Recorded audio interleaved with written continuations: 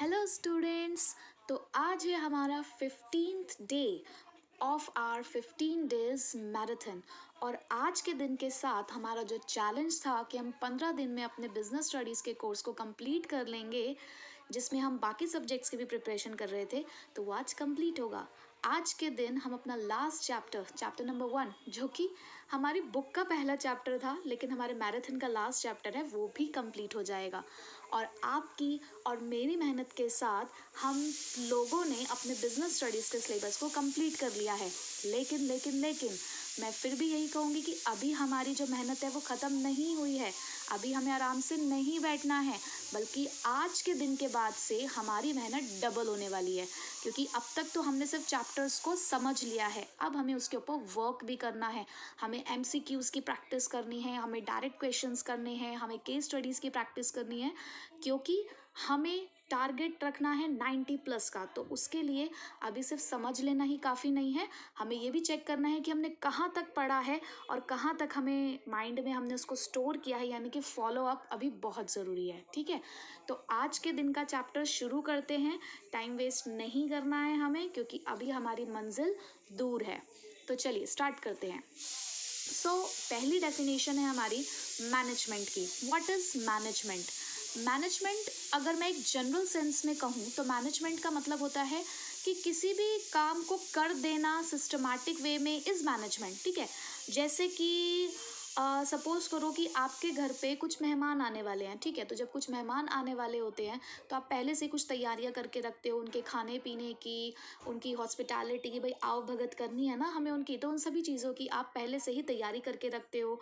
फिर जब वो आ जाते हैं तो ये देखते हो कि जो जो हमने प्रिपरेशन करी है वो सबसे ठीक हो, सब तरीके से हो जाए, खुशी खुशी हमारे मेहमान जन को कोई किसी भी तरह की कोई कमी ना लगे, है ना।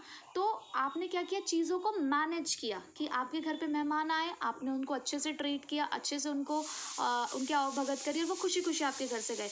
तो मैंने जस्ट एक बहुत छोटा सा एग्जांपल दिया आपको मैनेजमेंट का, जो आप अपने घर में करते हो। चलो, आप किसी हॉस्पिटल में गए, आपने देखा कि जब आप हॉस्पिटल में एंटर करते हो तो वहाँ पर एक रिसेप्शन होता है। पहले वहाँ पर वो होता है ना कि अपना नेम वेम लिखवाना होता है, आपको क्या प्रॉब्लम है, आपको किस डॉक्टर से मिलना है, आप ये बताते हो, और उसके बाद फिर आपकी अपॉइंटमेंट फिक्स हो जाती है। तो ये भी तो एक तरीके का मैनेजमेंट है ना, जहाँ पर क्या हुआ कि भाई पहले हमने रिसेप्शन के पास जाके अपना नेम लिखवाया, उसके बाद हमें डॉक्टर से अपॉइंटमेंट मिली, और उसके बाद हम डॉक्टर के पास गए, हमें ट्रीटमेंट मिला। ये सब कुछ मैनेजमेंट है। ये एक हॉस्पिटल एक ऑर्गेनाइजेशन है, उसको भी उसी तरीके से मैनेज करने की ज़रूरत होती है जैसे अदर ऑर्गेनाइजेशन, एक स्कूल है, एक फैक्ट्री है, सभी जगह पर मैनेजमेंट चलती है। ठीक है, तो हमारे बिजनेस कॉन्टेक्स्ट में मैनेजमेंट की डेफिनेशन के अंदर हर एक वर्ड का एक मीनिंग है, तो हम उसको थोड़ा सा और इलाबोरेट करके पढ़ेंगे। Management is the process. पहली बात तो मैनेजमेंट को एक प्रोसेस कहा गया, क्योंकि प्रोसेस क्या होता है, एक ऐसी चीज़ जहाँ पर सीक्वेंस ऑफ फंक्शंस होते हैं। तो मैनेजमेंट के भी अपने कुछ फंक्शंस हैं जो हम परफॉर्म करते हैं, तो इसीलिए मैनेजमेंट को कहा गया that it is a process of working with, जहाँ पे हम क्या कर रहे हैं, काम कर रहे हैं किसी के साथ, एंड थ्रू अदर्स, और काम करवा भी रहे हैं। देखो, अगर एक स्कूल है, मैंने कहा स्कूल एक ऑर्गेनाइजेशन है, तो ऐसा नहीं है कि वहाँ पर जो उनके फाउंडर्स होते हैं, जो प्रिंसिपल है, वाइस प्रिंसिपल है, जो ऑनर है, जो डायरेक्टर है, वो लोग काम नहीं करते। वो लोग भी काम करते हैं और दूसरों से काम करवाते भी हैं। तो working with and through others to effectively achieve. अब ये जो इफेक्टिवली है, इसका भी अपना एक मीनिंग है। इफेक्टिवली का मतलब क्या होता है कि हमने सही काम करना है और टाइम पर करना है, completing the task on time, इसे बोलते हैं इफेक्टिव होना। तो हमें इफेक्टिवली अपने ऑब्जेक्टिव्स को हमें टाइम से अचीव करना है by efficiently using the limited resources. अब ये एफिशिएंटली क्या होता है? एफिशिएंटली का मतलब होता है हमने टास्क तो कर दिया कंप्लीट हमने, लेकिन उसको मिनिमम कॉस्ट के साथ करना है। देखो, आप काम कर रहे हो लेकिन कॉस्ट ज़्यादा लगा रहे हो, तो ये कोई मैनेजमेंट नहीं हुआ। अच्छा मैनेजमेंट वही होगा जो टाइम पे काम को करेगा और उसे कम से कम कॉस्ट पर करेगा। तो मैनेजमेंट कहता है कि ये एक ऐसी प्रोसेस है जहाँ पर मैं भी काम कर रही हूँ और मैं आपसे भी कह रही हूँ कि आपको मेरे साथ काम करना भी है। क्यों? ताकि हम टाइम से जो अपना टारगेट है उसे अचीव कर सकें। हमारा टारगेट था ना 15 दिन का, हम टाइम से उसे अचीव कर रहे हैं। मैंने तो किया, आपको भी करना है। कैसे? By using our resources efficiently, यानी कि कम से कम कॉस्ट पे। अब देखो इंटरनेट तो हम सभी के घर में है ना, हम और भी तो चीज़ों के लिए इंटरनेट का इस्तेमाल करते हैं। हम रील्स देखते हैं, हम नेटफ्लिक्स देखते हैं और यूट्यूब वैसे भी हम लोग देखते हैं। तो क्यों ना इसका इस्तेमाल हम अपनी पढ़ाई के लिए भी कर लें, तो यानी कि कॉस्ट कम आ रही है ना, रादर देन कि हम कहीं और जाके ज्वाइन करें या उसमें वहाँ पर कॉस्ट अपनी लें। इससे बेटर है कि जब हमारे पास सोर्स है अवेलेबल तो हम यहीं से इस चीज़ को कंप्लीट कर लेते हैं। तो कम से कम कॉस्ट के साथ हम अपने काम को पूरा कर रहे हैं। क्यों? क्योंकि रिसोर्सेज लिमिटेड है हमारे पास, हमारे पास ज़्यादा रिसोर्सेज नहीं है। With the changing in the changing environment, और देखो इन्वायरमेंट बदल रहा है ना, बिजनेस इन्वायरमेंट। ये जो आज हमारे पास मीडियम ऑफ कम्युनिकेशन है कि मैं अपने घर से आपको अपनी सर्विस प्रोवाइड करा पा रही हूँ और आप अपने यहाँ पर बैठ के मेरी सर्विस को एंजॉय कर रहे हैं, ये पहले पॉसिबल नहीं हुआ करता था, लेकिन अब जब पॉसिबल है तो हम कर रहे हैं। तो this is also a management, जहाँ पर हम अपने टारगेट्स को अचीव कर रहे हैं। ठीक है, सो मैनेजमेंट की डेफिनेशन क्लियर। तो इस मैनेजमेंट की डेफिनेशन में हमने 3 मेन पॉइंट्स पढ़े: process, effectiveness and efficiency. Process means वो प्राइमरी फंक्शंस, वो एक्टिविटीज़ जो एक मैनेजर करता है ताकि काम पूरा हो जाए। इफेक्टिवनेस जुड़ा है कि हमें टाइम से काम करना है, अपने गोल्स को अचीव करना है। एफिशिएंसी कहता है कि काम करना है और मिनिमम कॉस्ट के साथ करना है। ये जो इफेक्टिवनेस और एफिशिएंसी है ना, अपने आप में ही बहुत बड़े टर्म है। अब आप मुझे बताओ कि एक अच्छा मैनेजमेंट कौन सा होगा, जो सिर्फ इफेक्टिव होगा या जो सिर्फ एफिशिएंट रहेगा? दोनों ना, हमें दोनों की ज़रूरत है। हमें टाइम से भी काम करना है और हमें कम से कम कॉस्ट के साथ भी करना है। तो एक मैनेजमेंट के लिए बहुत ज़रूरी है कि हमें इफ़ेक्टिव और एफिशिएंट दोनों होने चाहिए। कि कहा जाता है कि ये जो दोनों है ना, एफिशिएंसी और इफेक्टिवनेस, ये किसी एक कॉइन की जो दो साइड्स होती हैं, ये उसी की तरह है। ठीक है ना, दोनों को एक साथ लेकर चलना है हमें। अब इसका एक एग्जाम्पल समझते हैं एफिशिएंसी और इफेक्टिवनेस के लिए, क्योंकि ये हमारे लिए इंपॉर्टेंट टॉपिक है। अलग से भी आपके ये क्वेश्चन में आ सकता है कि एक मैनेजर इफेक्टिव है, एफिशिएंट है या दोनों है। इस तरीके से एक एक नंबर में भी इसके क्वेश्चंस आ जाते हैं। ठीक है, तो देखिए ज़रा, सपोज कोई एक मैनेजर है, उसने ना, हमने एक टारगेट प्रोडक्शन दिया था 5,000 यूनिट्स का एक साल के अंदर। तो हमारे सामने 2 मैनेजर थे। एक मैनेजर ने टास्क कंप्लीट किया टाइम पे, लेकिन टाइम पे काम को कंप्लीट करने के लिए उसने क्या किया, डबल शिफ्ट्स में काम कराया, लेबर को एक्स्ट्रा वेजेस देनी पड़ी, तो कॉस्ट हमारी इंक्रीज हो गई थी। दूसरी तरफ एक मैनेजर था, उसने टाइम पे काम कंप्लीट तो नहीं कर पाया, लेकिन मिनिमम कॉस्ट के साथ उसने काम को कंप्लीट किया।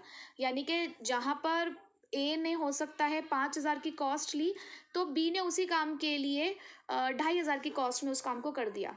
लेकिन ना तो मैं ए की साइड जाऊंगी ना मैं बी की साइड जाऊंगी। क्यों? क्योंकि एक ने मुझे टाइम से काम करके दिया तो मेरे को एक्सपेंसिव करके दिया, उस काम को महंगा कर दिया मेरे लिए। एक ने मेरे लिए काम सस्ता तो कर दिया, लेकिन टारगेट अचीव नहीं हो पाया। जब मुझे ज़रूरत थी सामान की, वो मुझे मिला ही नहीं मार्केट के अंदर सामान, मैं बेच ही नहीं पाई अपने कस्टमर्स को वो सामान टाइम पे। तो मुझे क्या फ़ायदा हुआ? कुछ नहीं। तो मैं दोनों की साइड नहीं जाऊंगी। मुझे चाहिए दोनों का कॉम्बिनेशन, मुझे टाइम पर भी काम चाहिए और कम से कम कॉस्ट पे भी चाहिए।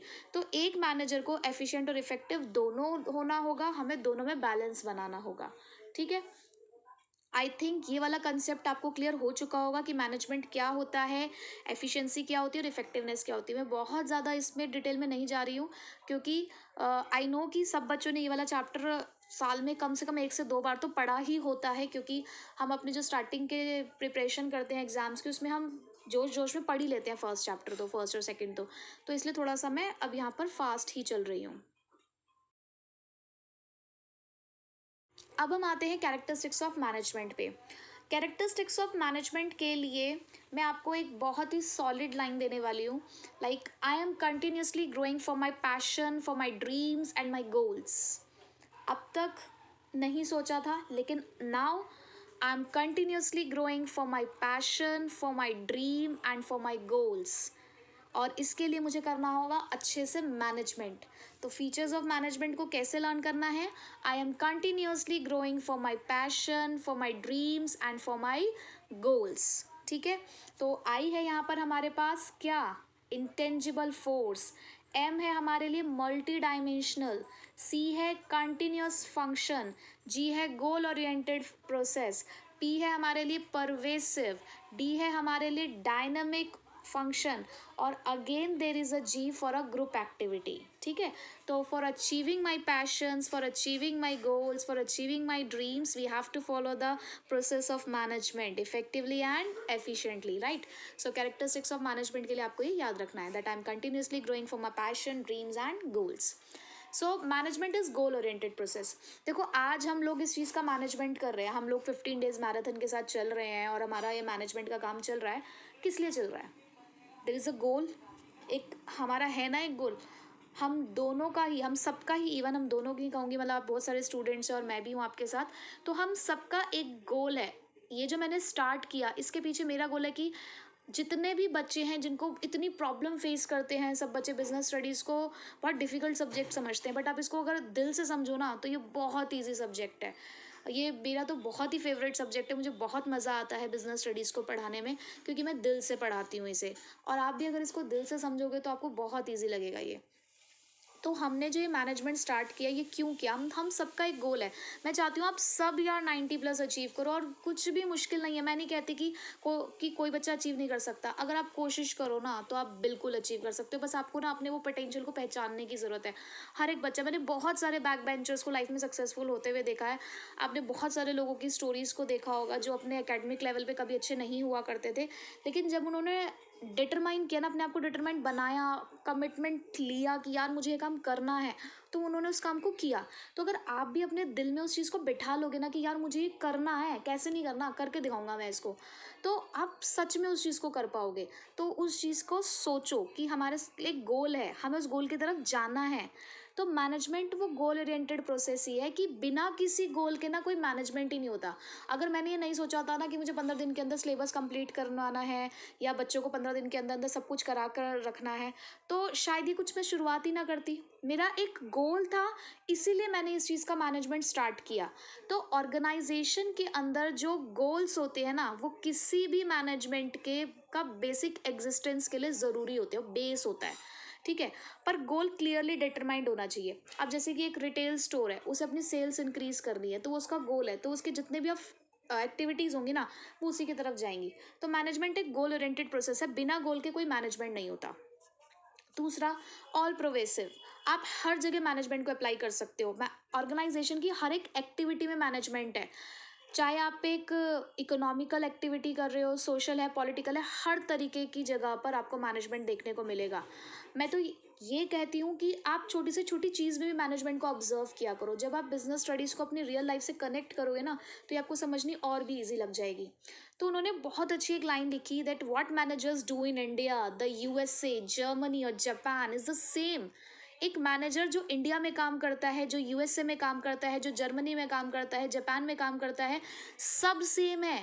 But how they do it may be quite different. लेकिन वो उस चीज़ को कैसे कर रहे हैं ये डिफरेंट है. मैं भी टीचिंग करती हूँ और भी बहुत सारे टीचर्स टीचिंग करते हैं. हम सबका काम सेम है, हम सब पढ़ा रहे हैं आपको, लेकिन बस हम सब लोगों के पढ़ाने का तरीका आप लोगों को अलग है. हम कर तो लेकिन टीचिंग ही रहे हैं ना. तो हर जगह एप्लीकेबल है मैनेजमेंट. ठीक है, pervasive means applicable to everywhere, involve in every activity. Next is continuous process. Management एक कंटिन्यूस प्रोसेस है. मैनेजमेंट कोई एक चीज़ से नहीं बना. मैनेजमेंट के हमारे 5 फंक्शंस हैं: planning, organizing, staffing, directing, controlling. पांचों पढ़ चुके हैं अब हम, हमें सब पता है इनके बारे में. तो इन पांचों ही फंक्शन से मिलकर बना है मैनेजमेंट, जो साइमल्टेनियसली मतलब वन बाय वन, एक के साथ एक परफॉर्म होते रहते हैं. प्लानिंग, प्लानिंग के बाद ऑर्गेनाइजिंग, ऑर्गेनाइजिंग के बाद स्टार्ट होती है स्टाफिंग, स्टाफिंग होती है डायरेक्शन शुरू हो जाती है, डायरेक्शन के बाद हम उसको क्या करते हैं, कंट्रोल. तो कंटिन्यूसली चलता रहता है. एक एक्टिविटी के लिए पांचों फंक्शंस हुए, दूसरी एक्टिविटी के लिए फिर से स्टार्ट हो जाते हैं. ग्रुप एक्टिविटी, क्या अकेले कर रही हूँ मैं इस काम को? नहीं, आप लोग हैं मेरे साथ. आप लोगों का सपोर्ट, आप लोगों का प्यार है मेरे साथ, जो मुझे मोटिवेट कर रहा है इस चीज़ को करने के लिए. तो ग्रुप एक्टिविटी है. तो एक ऑर्गेनाइजेशन के अंदर बहुत सारे इंडिविजुअल्स होते हैं अपनी डिफरेंट डिफरेंट नीड्स के साथ. आपकी और मेरी हो सकता है नीड्स अलग अलग भी हो सकती है, सेम भी हो सकती है. तो हर एक मेंबर के डिफरेंट पर्पस को ज्वाइन करना है हमें, और उसे एक कॉमन डायरेक्शन पे लेके जाना है. देखो, बहुत सारे बच्चों का सपना होगा कि यार मुझे सीयूईटी क्लियर करके या मुझे कॉलेज में एडमिशन लेना है. कोई सीए बनना चाहता होगा, कोई सीएस करना चाहता होगा, किसी की कोई और गोल होगा. तो या किसी को लॉ का कोर्स करना होगा. तो सबका अलग अलग ऑब्जेक्टिव हो सकता है, बट क्या उसके लिए एक कॉमन डायरेक्शन नहीं है? क्या इनमें से किसी भी कोर्स में आप विदाउट 12th पास जा सकते हो क्या? नहीं ना, उसके लिए आपको 12th क्लास तो क्लियर करनी पड़ेगी ना। और मैं तो कहूँगी कि अच्छे नंबर से ही क्लियर करनी पड़ेगी, क्योंकि यार इन सभी चीज़ों में आपके 11th-12th का बेस इस्तेमाल होने वाला है ना, आपकी नॉलेज यूज़ होने वाली है ना इन सब चीज़ों में। तो आपको ग्रुप वाइज काम करना है, ग्रुप एक्टिविटी बनानी है। आपको आपके 5-6 जितने भी सब्जेक्ट्स आपके पास है उसमें भी आपको क्या करना है, एक इंटीग्रेशन करना है, उसको भी ग्रुप के साथ लेकर चलना है। जैसे कि मैं पहले भी कहती हूँ कि सिर्फ आपने इकोनॉमिक्स में टॉप कर लिया, आपने इंग्लिश में टॉप कर लिया, उससे कोई फ़ायदा नहीं है। अच्छी बात है आप 2 सब्जेक्ट्स में टॉप कर रहे हैं, बट आपका जो ओवरऑल परसेंटेज बनता है वो आपके सारे सब्जेक्ट्स को लेकर बनता है। तो हमें सब में अच्छा करना है। मैं ये नहीं कहती हूँ कि यार हर बच्चा सब सब्जेक्ट्स में अच्छा होता है, आप बिल्कुल भी ये सब चीज़ें मत सोचिए, बट हम कोशिश तो कर सकते हैं ना। हमें सब पर फोकस करना है, हमें ग्रुप में लेकर रहकर काम करना है यहाँ पर। तो मैनेजमेंट क्या कहता है, ग्रुप एक्टिविटी है जहाँ पर सभी के एफर्ट्स को एक साथ लेकर आया जाता है ताकि कॉमन जो ऑर्गेनाइजेशन गोल्स है वो अचीव हो सके। Management is a dynamic function. देखो मैनेजमेंट को ना अपने आप को बदलना होगा। शायद मैं लगभग 10-12 साल से टीचिंग प्रोफेशन में हूँ, लेकिन मेरा जो पढ़ाने का तरीका है या जो भी आज मैं जिस तरीके से भी डील करती हूँ स्टूडेंट्स के साथ, मुझे नहीं लगता कि शायद आज से 7-8 साल पहले मैं इस तरीके से डील किया करती थी। लेकिन जैसे इन्वायरमेंट चेंज हो रहा है हमारे प्रोफेशन का, बच्चों का, तो उस तरीके से हमने भी खुद को बदला। अगर हम उन पुराने बिलीव्स के साथ या पुरानी चीज़ों के साथ ही काम करते रहते तो शायद आज जहाँ तक पहुँचे हैं वहाँ तक पहुँचना मुश्किल था। ये जो बच्चों के दिलों में अपनी जगह बना पाते हैं शायद नहीं बना पाते। तो इसीलिए बहुत ज़रूरी है कि जैसे सिचुएशन बदले ना आपके बिजनेस की, आपको खुद को बदलना चाहिए। तो मैनेजमेंट आपकी मदद करता है कि आपको अडेप्ट करना है खुद को विद द चेंजिंग इन्वायरमेंट। तो अगर सक्सेसफुल होना है किसी ऑर्गेनाइजेशन को तो उसे खुद को बदलना होगा, उसको अपने गोल्स को बदलना होगा। जैसे कि मैकडॉनल्ड्स ने बहुत चेंजेस किए अपने मेन्यू के अंदर ताकि वो इंडियन मार्केट में सर्वाइव कर सके। ठीक है, तो टाइम टू टाइम बहुत सारी कंपनीज होती हैं जो अपने गोल्स को बदलती रहती हैं ताकि वो सर्वाइव कर सके मार्केट के अंदर, क्योंकि बिना बदलाव के जो सफलता है वो नहीं मिल पाएगी। ठीक है, तो डायनामिक मीन्स चेंजेबल, बदलते रहना। इनटेंजिबल फोर्स, इनटेंजिबल का मतलब क्या होता है, ना जिसे आप देख सकते हो ना छू सकते हो। आप मैनेजमेंट ना कोई चीज़ नहीं है जिसको आप देख लो छू लो, नहीं, मैनेजमेंट एक प्रोसेस है ना। तो इसके इफेक्ट को आप फील कर सकते हो। ठीक है, जैसे कि हम किसी रेस्टोरेंट में जाते हैं, हमें वहाँ की सर्विस अच्छी नहीं लगती, हमें लगता है कि यार खाना ना बहुत डिले आ रहा है और टेस्ट अच्छा नहीं है, तो हमें मतलब उनकी सर्विस अच्छी नहीं लगी। तो तुरंत हमारे मुंह से ना ऐसे निकलता है कि यार यहाँ का मैनेजमेंट सही नहीं है। आप किसी हॉस्पिटल में जाते हो, वहाँ पर भी आपको लग रहा है कि यार सर्विस नहीं मिल पा रही है, डिले हो रहा है ट्रीटमेंट के अंदर, तो भी आपके मुंह से ये निकलता है कि यहाँ का मैनेजमेंट सही नहीं है। तो आपने मैनेजमेंट को देखा नहीं है, आपने उस चीज़ को फील किया है। तो मैनेजमेंट को इसीलिए बोला गया कि it is an intangible force, क्योंकि आप इसको देख नहीं सकते, छू नहीं सकते, सिर्फ नोटिस कर सकते हो, इसके इफेक्ट को फील कर सकते हो। कैसे ऑर्गेनाइजेशंस के अंदर, जब हमें लग रहा है कि यार टारगेट्स पूरे नहीं हो रहे हैं तो गड़बड़ है। जब हमें लग रहा है कि हमारे एम्प्लॉयज़ खुश नहीं है, सेटिस्फाई नहीं है हमसे, इसका मतलब कुछ गड़बड़ हो रहा है। यहाँ पर हमें दिख रहा है कि ऑर्गेनाइजेशन के अंदर कियोस, यानी कि बहुत ही ज़्यादा मतभेद से चल रहे हैं, और डरली वे में मतलब काम गड़बड़ा रहा है, और डरली वे में काम नहीं हो रहा है, स्मूथली काम नहीं हो रहा है, चीज़ें गड़बड़ हो रही हैं, तब हमें लगता है कि मैनेजमेंट सही नहीं चल रहा है। Management is multi dimensional, dimensional मतलब फेसेस। मैनेजमेंट के बहुत से फेजेस हैं, मतलब मैनेजमेंट कोई एक बहुत सिंपल सी प्रोसेस नहीं है, कॉम्प्लेक्स एक्टिविटी है जिसे हम समझते हैं। इसके 3 डायमेंशंस हैं, 3D है ये भी। Management of work, management of people and management of operation, ये 3 चीज़ें हम देखते हैं।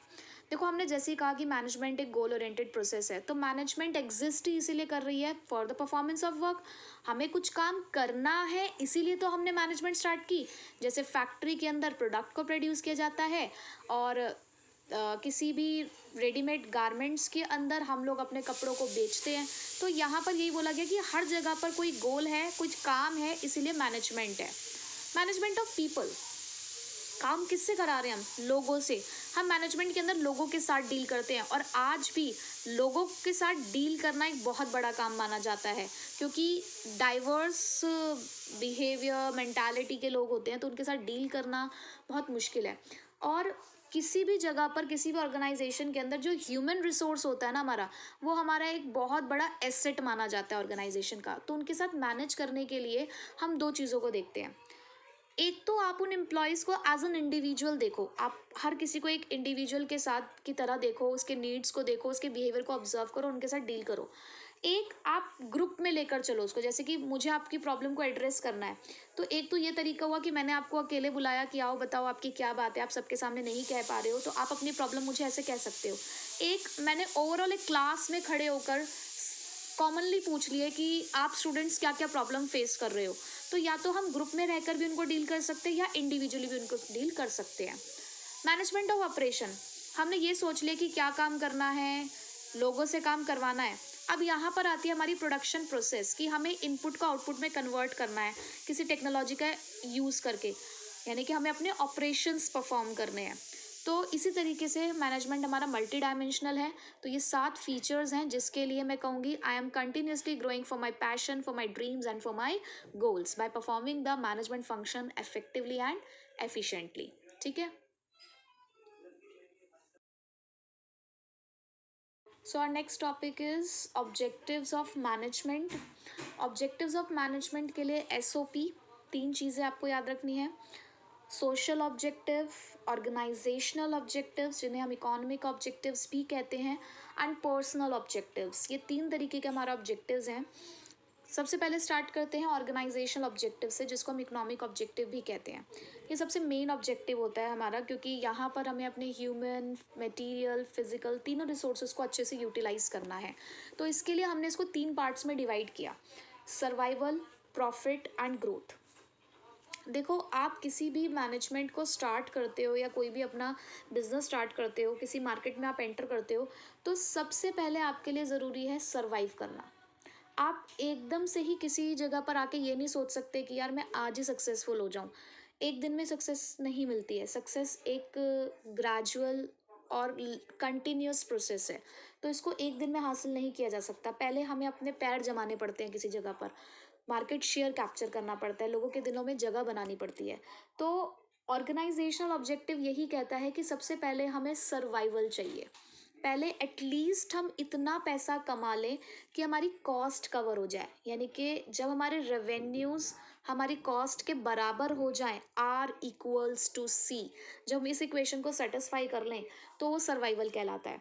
तो मैनेजमेंट को हमेशा ये इंश्योर करना चाहिए कि क्या आप सर्वाइव कर पा रहे हो, क्या आप इतना रेवेन्यू जनरेट कर पा रहे हो कि आपने जितना पैसा लगाया है वो कवर हो जाए।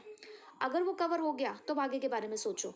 अब आप सिर्फ सर्वाइवल से काम थोड़ी ना चलेगा, हमेशा ये थोड़ी हम सर्वाइव ही करते रहेंगे। सर्वाइव करने का भी एक टाइम पीरियड होता है। अब हमें चाहिए प्रॉफिट्स। तो प्रॉफिट्स की कंडीशन क्या है, कि जब आपके रेवेन्यू आपके कॉस्ट से बढ़ने लग जाए, व्हेन R=C, तो उसे हम प्रॉफिट कहेंगे। क्योंकि ये बहुत ही इसेंशियल है किसी भी ऑर्गेनाइजेशन के लिए। यार हम बिजनेस कर रहे हैं, क्यों कर रहे हैं? प्रॉफिट कमाने के लिए तो कर रहे हैं ना। तो जब हमारे पास रेवेन्यूज बढ़ने लगेगा तो उसे हम प्रॉफिट की सिचुएशन कहेंगे, क्योंकि प्रॉफिट किसी भी बिजनेस को लंबे समय तक चलाने के लिए बहुत ज़रूरी होता है। और प्रॉफिट के साथ साथ हमें अपने बिजनेस की ग्रोथ भी चाहिए। कोई बंदा अपनी दुकान खोलकर बैठा हुआ है, उसके पास एक कस्टमर आता है, तो क्या वो यही चाहता है कि उसके पास एक ही कस्टमर है? या चलो उसके पास 10 कस्टमर हो गए, 100 कस्टमर हो गए, क्या वो यही चाहता है कि सिर्फ 100 कस्टमर है? वो चाहेगा 100 है, 1000 हो, 10,000 हो, 1 लाख हो। मतलब अपनी ग्रोथ चाहते हैं ना। या हम आज एक एक दुकान खोल के बैठे, हम चाहते हैं हमारी और भी ब्रांचेज ओपन हो जाएं। तो हमें अपनी ग्रोथ चाहिए। तो ग्रोथ का मतलब क्या है कि मैनेजमेंट को अपने ग्रोथ पोटेंशियल को पहली बात तो पहचानना होगा और उसको यूटिलाइज करना होगा। आप ग्रोथ को कैसे देख सकते हो? अगर आपको अपनी सेल्स बढ़ती हुई नज़र आए, आपको अपने नंबर ऑफ़ कस्टमर्स बढ़ते हुए नज़र आएँ, आपको दिख रहा है कि आपके एम्प्लॉयज़ भी बढ़ रहे हैं, आपको दिख रहा है कि आपने प्रोडक्ट्स बहुत सारे ऐड ऑन कर दिए हैं, दैट मीन्स आपकी ग्रोथ हो रही है। ठीक है। तो ये 3 हमारे ऑर्गेनाइजेशनल ऑब्जेक्टिव है, सर्वाइवल, प्रॉफिट एंड ग्रोथ। उसके बाद सोशल ऑब्जेक्टिव्स क्या है? देखो, हमें सोसाइटी को भी साथ में लेकर चलना है, क्योंकि हम अपने ऑब्जेक्टिव्स बिना सोसाइटी के पूरे नहीं कर सकते हैं। हमने पूरा एक चैप्टर पढ़ा है सोशल रिस्पॉन्सिबिलिटी, जो हर बिजनेस के लिए ज़रूरी है। तो सोशल ऑब्जेक्टिव क्रिएट करता है बेनिफिट्स फॉर द सोसाइटी। किस फॉर्म के अंदर?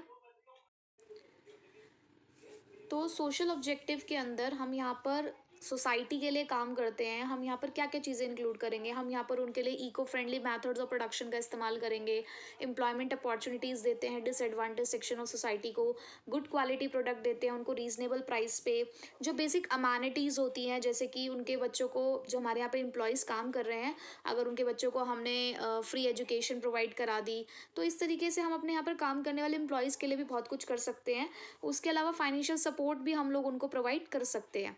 तो ये कुछ सोसाइटी के लिए काम कर रहे हैं, हम सोशल ऑब्जेक्टिव्स पूरा कर रहे हैं, ठीक है। उसके बाद तीसरा आता है पर्सनल ऑब्जेक्टिव। देखो पर्सनल ऑब्जेक्टिव्स हमारे एम्प्लॉयज़ के होते हैं।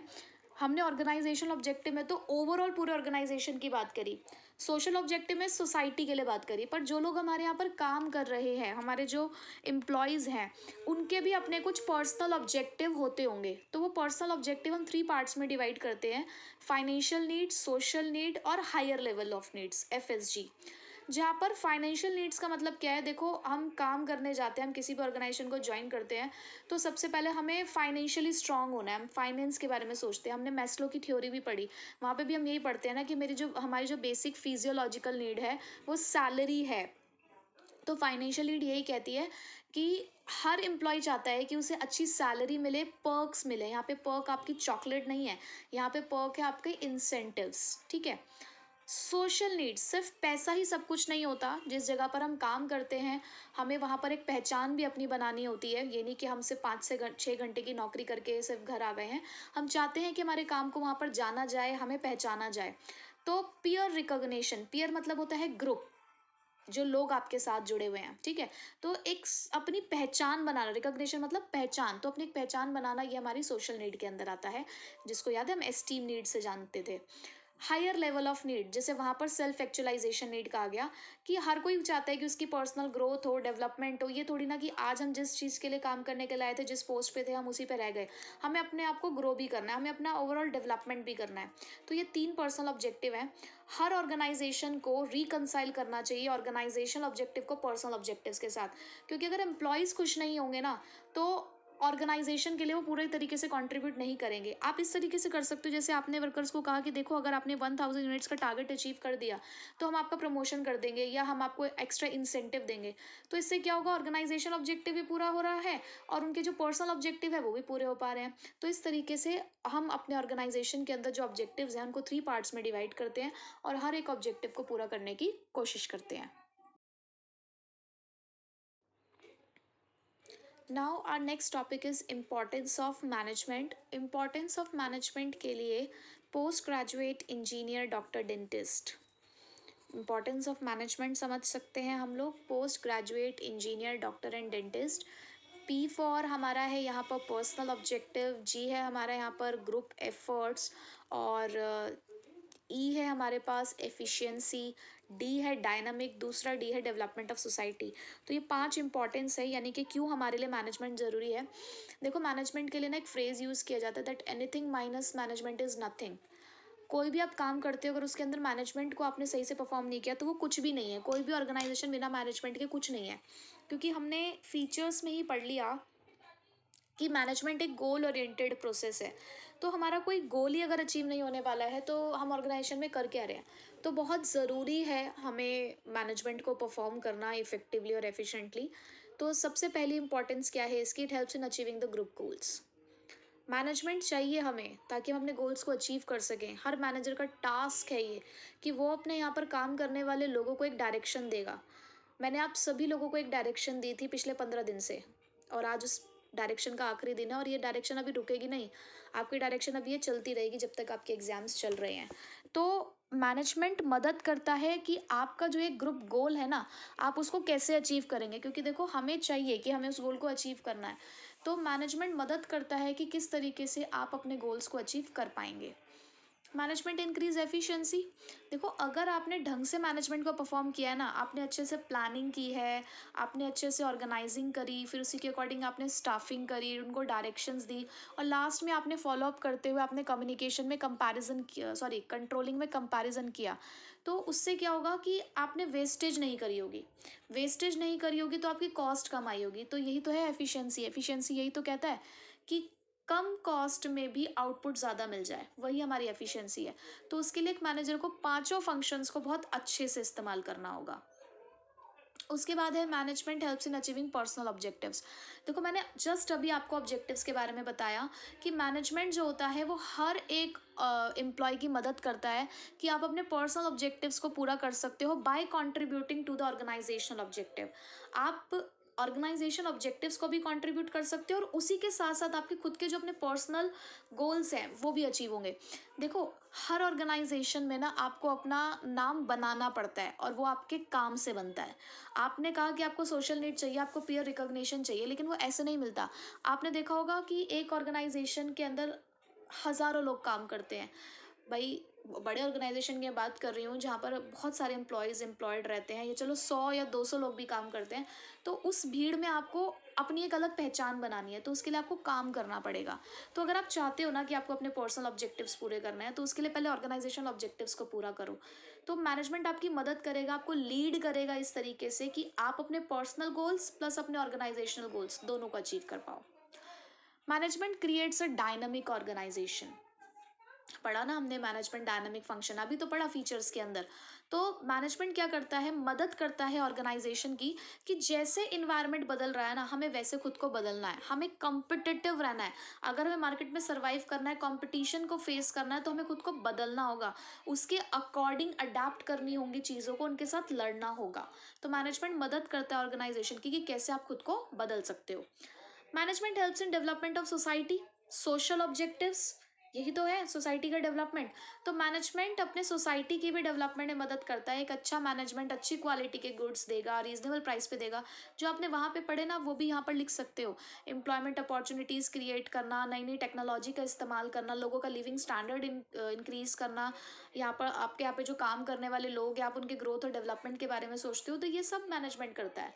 तो मैनेजमेंट इसीलिए हमारे लिए ज़रूरी है ताकि हम अपने ग्रुप गोल्स अचीव कर सके, एक मैनेजर अपनी एफिशिएंसी को इंक्रीज़ कर सके।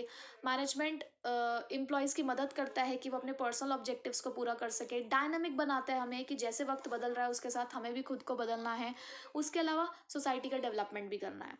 तो ये थे हमारे 5 importance for that post graduate engineer, doctor and dentist. ठीक है।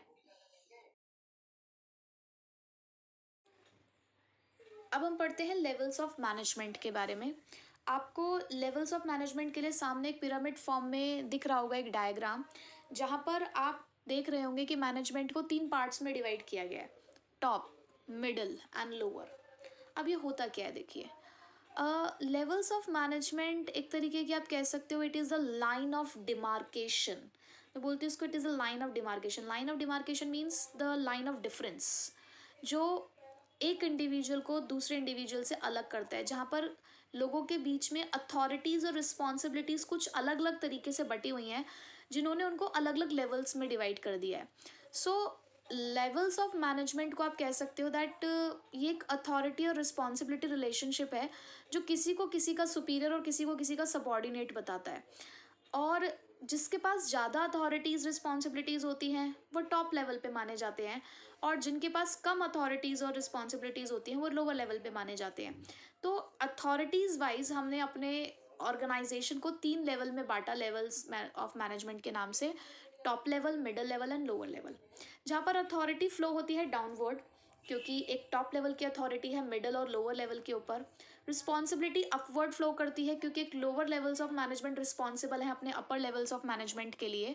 और इसको पिरामिड फॉर्म इसलिए दिया गया क्योंकि जो कॉम्पोजिशंस होता है लेवल्स के अंदर वो इसी के अकॉर्डिंग होता है। ये हमें भी पता है, देखो आप किसी भी ऑर्गेनाइजेशन को देख लो, आप अपने स्कूल को ही देख लो, वहाँ पर जितने भी टॉप लेवल मैनेजमेंट होगा, टॉप लेवल मतलब जो आपका एडमिनिस्ट्रेटिव लेवल होता है, principal, vice principal, director, chairman, चलो मैं ऑनर को भी ले लूँ, तो कितने लोग होंगे ये, 5, 10, 15।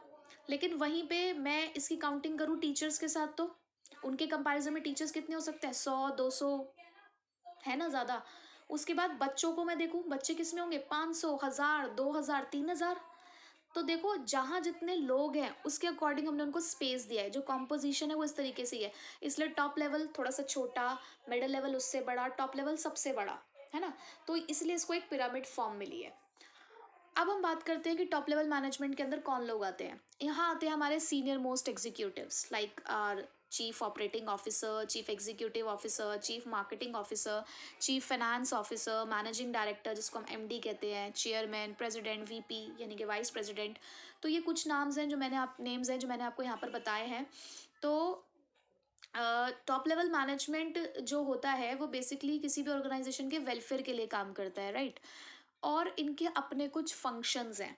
आपको ना एग्जाम में क्वेश्चन आ सकता है कि आपको किसी के पोस्ट की डेजिग्नेशन, मतलब किसी कोई डेजिग्नेशन आपको दे रखा होगा किसी इंडिविजुअल को, आपको पहचानना होगा कि कौन से लेवल पे काम करता है। हो सकता है उससे जुड़ा हुआ आपको एक फंक्शन भी वो पूछ ले, ठीक है। तो इस तरीके से आपको ये पहचानना पड़ेगा। तो फंक्शंस के लिए जैसे कि यहाँ पर ना हेडिंग्स नहीं थी तो मैंने यहाँ पर उसके लिए बनाया है, be responsible for integrate formulate analysis and welfare of organization. Be responsible for integrate formulate analysis and welfare of organization. ये एक हमारे टॉप लेवल का काम है, जहाँ पर रिस्पॉन्सिबल के लिए मैंने बोला to be responsible for the activities of the business. Last point, to be responsible for the activities of business and for its impact on the society. यानी कि जो भी ऑर्गेनाइजेशन में काम हो रहा है उसकी रिस्पॉन्सिबिलिटी आपकी है, और उसका सोसाइटी पे क्या फ़र्क पड़ता है उसकी रिस्पॉन्सिबिलिटी भी आपकी है। इंटीग्रेट, आपको क्या करना है कि आपके यहाँ पर अलग अलग एलिमेंट्स हैं, आपके यहाँ पे अलग अलग एक्टिविटीज़ हैं, आपको उनको इंटीग्रेट करना है। आपके डिफरेंट डिपार्टमेंट्स आपके यहाँ पे काम करते हैं, तो आपको उनको इंटीग्रेट मतलब एक साथ लेकर चलना है, एक धागे में पिरोकर लेकर चलना है और ऑब्जेक्टिव्स को पूरा करना है। फॉर्मुलेट, आपको अपने ऑर्गेनाइजेशन के लिए कुछ गोल्स बनाने होंगे, स्ट्रैटेजीज बनाने होंगे जिसको आप अचीव करना चाहते हैं। एनालिसिस, आपको क्या करना है, बिजनेस एनवायरनमेंट को एनालिसिस करना है कि कैसे सर्वाइव करेंगे आप मार्केट के अंदर, कैसे सर्वाइव करना है आपको ऑर्गेनाइजेशन के अंदर। वेलफेयर, आप रिस्पॉन्सिबल हैं किसी भी ऑर्गेनाइजेशन के वेलफेयर और सर्वाइवल के लिए, क्योंकि सारे जो मेन डिसीजन मेकिंग अथॉरिटीज़ है वो आपके हाथ में ही है, आप ही गोल बनाते हैं, पॉलिसीज़ बनाते हैं, तो आपकी रिस्पॉन्सिबिलिटी बनती है, ठीक है। तो ये मैंने इस तरीके से यहाँ पर बनाया है, आप याद कर सकते हैं कि टॉप लेवल मैनेजमेंट क्या है, that be responsible for integrate formulate analysis and welfare of organization, right. Top level clear. Middle level पे आते हैं। मिडल लेवल पे अब क्या है, मिडल लेवल लिंक है, टॉप और लोअर लेवल के बीच का लिंक है। ये सबॉर्डिनेट तो टॉप लेवल का है और सुपीरियर है लोअर लेवल का, तो उनके बीच में एक लिंक का काम करता है। यहाँ पर हम लोग तीन तरीके के लोग देखेंगे। यहाँ पर डिविजनल हेड्स होते हैं, डिपार्टमेंटल हेड्स होते हैं, प्लांट सुपरिटेंडेंट होते हैं, ठीक है।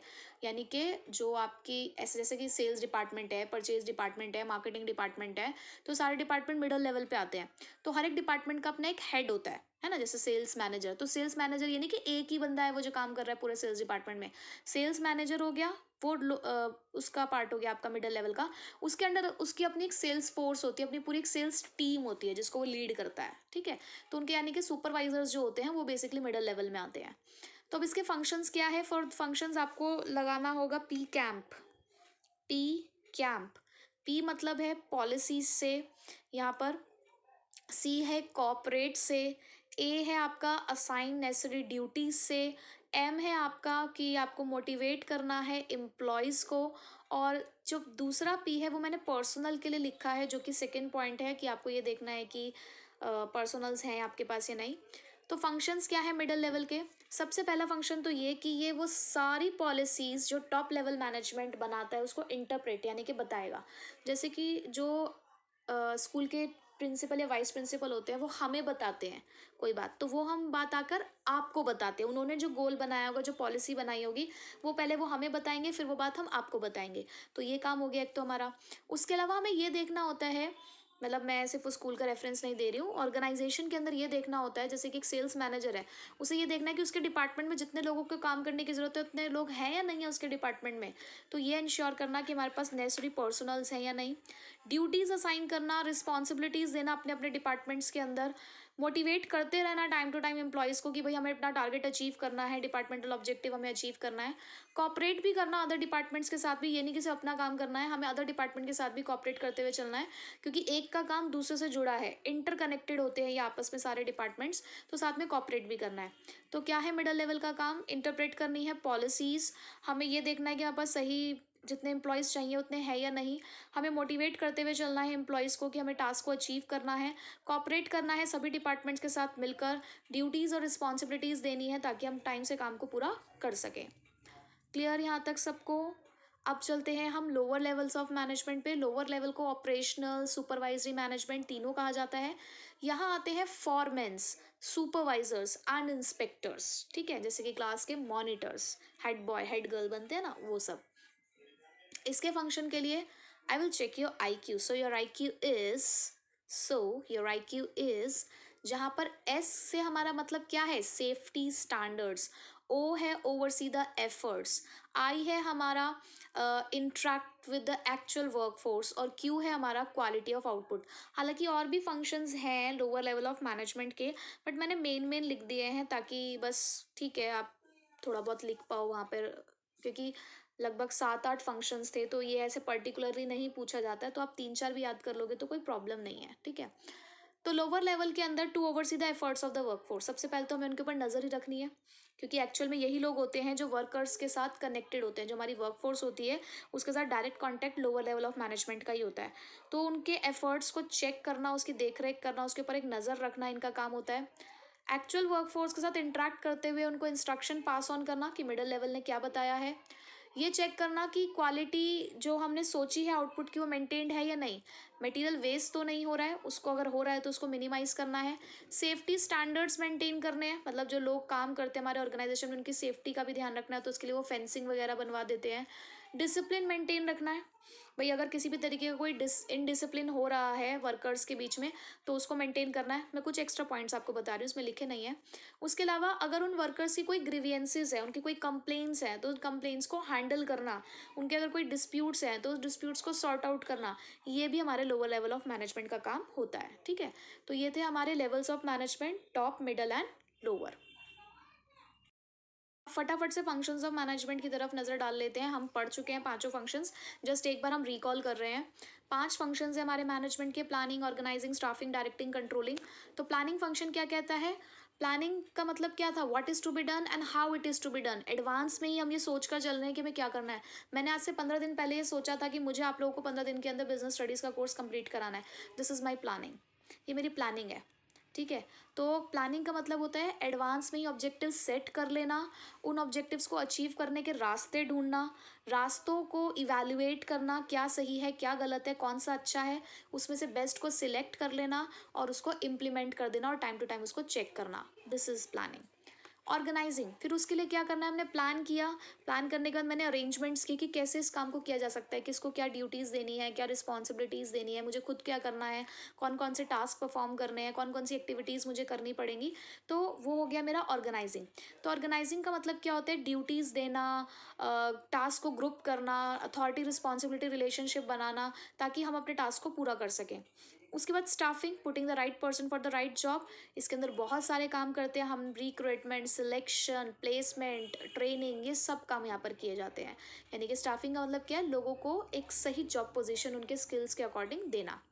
डायरेक्टिंग, ऑर्गेनाइजेशन में लोग काम कर रहे हैं, उन्हें डायरेक्शन की ज़रूरत है, तो उनको टाइम टू टाइम उनको गाइड करना, उनको लीड करते रहना, उनको इन्फ्लुएंस करना कि आपको काम करना है, क्यों करना है, उनको मोटिवेट करते रहो ताकि हमारे जो टास्क हमने उनको असाइन किए हैं वो पूरे हो जाएं। कंट्रोलिंग, ये लास्ट फंक्शन होता है मैनेजमेंट का, जहाँ पर हम मॉनिटर करते हैं, हम देखते हैं कि हमने सोचा क्या था और हुआ क्या, स्टैंडर्ड क्या था हमारा और हमारा एक्चुअल परफॉर्मेंस क्या रही है, उसके बीच का कंपैरिजन, ताकि जो डिफरेंस अगर निकलता है, कुछ कोई डेविएशंस आते हैं तो उसको हम करेक्ट कर सकें, ताकि हमारी जो नेक्स्ट प्लानिंग है वो ख़राब ना हो, ठीक है। तो ये हमारे 5 फंक्शंस ऑफ मैनेजमेंट थे। अब हम आ गए हैं नेचर ऑफ मैनेजमेंट पे। नेचर ऑफ मैनेजमेंट को हमने 3 पार्ट्स में डिवाइड किया है, यानी कि मैनेजमेंट को हम क्या कह सकते हैं कि मैनेजमेंट एक आर्ट है, मैनेजमेंट एक साइंस है, या मैनेजमेंट एक प्रोफेशन है। अगर आप ध्यान से देखो, क्या आप लोगों की स्ट्रीम्स नहीं आ गई हैं तीनों, like arts, science, profession, commerce ही हो गया ना एक तरीके से। तो मैनेजमेंट इन तीनों स्ट्रीम्स में आता है। देखो हमारा, हम कितने अच्छी स्ट्रीम में है, हमारा जो कॉमर्स है वो सब जगह है ना। तो हमें कंपेयर करना है मैनेजमेंट को इन तीनों ही चीज़ों से, और ये पता लगाना है कि क्या मैनेजमेंट एक आर्ट है, क्या मैनेजमेंट एक साइंस है, या मैनेजमेंट एक प्रोफेशन है। तो चलो लगाते हैं पता। बट उसके लिए पहले मुझे ये पता होना चाहिए ना कि आर्ट क्या होता है।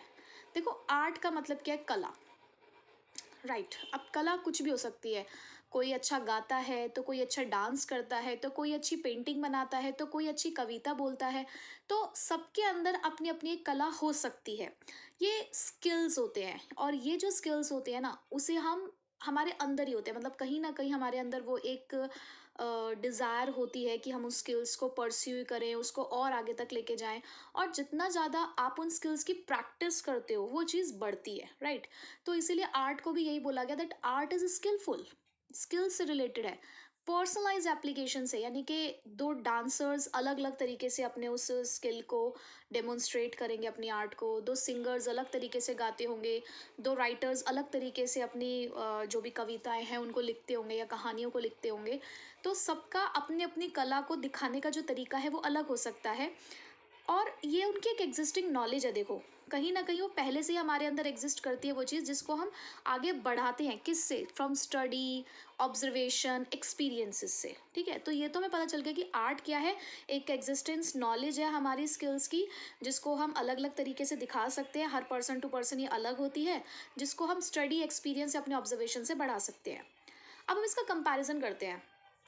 आपने इसको ऐसे भी दिखा सकते थे कि आपने पहले आर्ट के फीचर्स अलग दिखा दिए, फिर मैनेजमेंट को अलग से दिखा दिया। मैंने थोड़ा सा काम आपके लिए आसान कर दिया, मैंने एक टेबल की तरीके से यहाँ पर लिख दिया है, ताकि साइड बाय साइड हम कंपैरिजन करते रहें। ठीक है, आपका करने का तरीका अपना अलग हो सकता है। तो वन बाय वन मैं आर्ट के फीचर्स को बोलूँगी, पहले आर्ट के लिए बताऊँगी, फिर मैनेजमेंट के साथ उसका कंपैरिजन। तो पहला है existence of theoretical knowledge. Art के अंदर जैसे डांस, म्यूजिक, इन सभी के अंदर कुछ थियोरेटिकल नॉलेज है। देखो जैसे कि सिंगिंग में सारेगामापा, ये हमारे साथ सुर हैं, तो इनके पीछे भी कुछ चीज़ें जुड़ी हुई हैं, कुछ थियोरेटिकल बातें हैं इसके पीछे भी। जो डांसर्स होते हैं उनकी बहुत सारी डांस फॉर्म्स होती हैं, जो कहीं ना कहीं इवॉल्व हुई हैं, बहुत सारे स्टेजेस से होकर आज जो हमारे पास इतने सारे डांस फॉर्म्स हैं ये आए हैं। तो उनके बारे में भी हमारे पास बुक्स हैं जिनमें इन चीज़ों को पढ़ाया जाता है, राइट। तो इसका मतलब आर्ट के अंदर भी कुछ थियोरेटिकल नॉलेज एग्जिस्ट करती है। क्या मैनेजमेंट में थियोरेटिकल नॉलेज एग्जिस्ट नहीं करती? क्या ये जो हम आज पढ़ रहे हैं मैनेजमेंट का पार्ट नहीं है? क्या ये जो हम बीबीए का कोर्स करते हैं ये मैनेजमेंट का पार्ट नहीं है? क्या इसके ऊपर बुक्स नहीं है? बिल्कुल है। हाँ, मैनेजमेंट के अंदर भी बहुत सारे लिटरेचर्स अवेलेबल हैं, और जैसे जैसे अब आप आगे की पढ़ाई करते जाओगे आप उन चीज़ों को पढ़ोगे। तो पहला फीचर तो दोनों में है ना। दूसरा, पर्सनलाइज एप्लीकेशन, यानी कि हर किसी का अपनी आर्ट को डेमोन्स्ट्रेट करने का तरीका अलग होता है। मैं आज यहाँ पर अगर टीचिंग की सर्विस दे रही हूँ तो मेरा अलग तरीका है, किसी और टीचर का अलग हो सकता है। कोई एक पेंटर है, उसके पेंटिंग करने का तरीका अलग है। कुछ लोग आपने देखा होगा ना आजकल हाथ से ही पेंटिंग कर देते हैं, मतलब विदाउट एनी ब्रश भी वो लोग पेंटिंग कर देते हैं। तो हर किसी के अपने आर्ट को डेमोन्स्ट्रेट करने का तरीका अलग है, यानी कि ये पर्सन टू पर्सन वैरी करती है। मैनेजमेंट में क्या ये कॉन्सेप्ट अवेलेबल है? बिल्कुल है। दो मैनेजर्स, हमने पढ़ा था ना ऑल परवेसिव में कि इंडिया का मैनेजर, यूएसए का मैनेजर, जर्मनी का मैनेजर, जापान का मैनेजर, सब सेम काम कर रहे हैं, करने का तरीका अलग है। तो यहाँ पर भी तो यही है कि हर एक मैनेजर अपने तरीके से अपनी नॉलेज का इस्तेमाल करता है, अपने यूनिक स्टाइल से वो मैनेजमेंट की प्रॉब्लम्स को सॉर्ट आउट करता है। तो यस, मैनेजमेंट के अंदर भी पर्सनलाइज्ड एप्लीकेशन है। तीसरा, based on practice and creativity. हम अपनी आर्ट को अगर छुपा के रख देंगे ना, इसकी प्रैक्टिस नहीं करेंगे, तो हो सकता है एक ना एक दिन हम इसे भूल भी जाएं, हमारे अंदर वो स्किल्स ख़त्म भी हो सकते हैं अगर हमने इसकी प्रैक्टिस नहीं की। लेकिन अगर हम डे टू डे इसकी प्रैक्टिस करेंगे तो हमारी क्रिएटिविटीज़ बढ़ती चली जाएंगी, इसको हम और आगे तक ले जा पाएंगे। पर क्या मैनेजमेंट में ऐसा होता है? एक अच्छा मैनेजर प्रैक्टिस करता है, क्रिएटिविटी शो करता है, उसकी इमेजिनेशंस बढ़ती हैं, वो इनिशिएटिव्स लेना सीखता है, इनोवेशंस लेकर आता है। एक सक्सेसफुल मैनेजर को अगर हमें डिस्टिंग्विशेस करना है विद अदर्स, तो हम देखते हैं ना कि वो किस तरीके से अप्लाई कर रहा है चीज़ों को।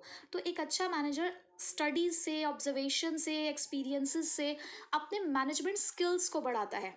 तो यस, मैनेजमेंट भी बेस्ड है प्रैक्टिस और क्रिएटिविटी के ऊपर। जितना ज़्यादा प्रैक्टिस करोगे उतने आप क्रिएटिव और एक्सपीरियंस्ड होते चले जाओगे।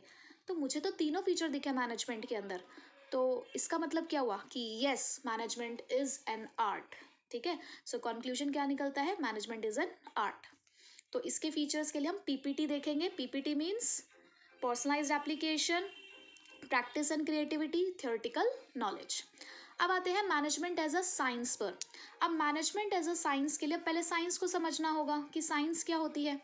तो साइंस है सिस्टमेटाइज्ड बॉडी ऑफ नॉलेज, यानी कि साइंस में सब कुछ ना सिस्टमैटिक तरीके से होता है, जहाँ पर कुछ ट्रुथ्स को बताया जाता है, कुछ लॉज को एक्सप्लेन किया जाता है। मतलब साइंस में कुछ भी ऐसा नहीं है कि हम हवा में तीर चला रहे होते हैं। सब चीज़ों का हमारे पास लॉजिक है, हमारे पास उसका प्रूफ होता है, सब कुछ सिस्टमैटिकली होता है। क्योंकि यहाँ पर क्या होता है, कॉज एंड इफेक्ट रिलेशनशिप, याद है चैप्टर 2 में भी हमने साइंस के बारे में पढ़ा है।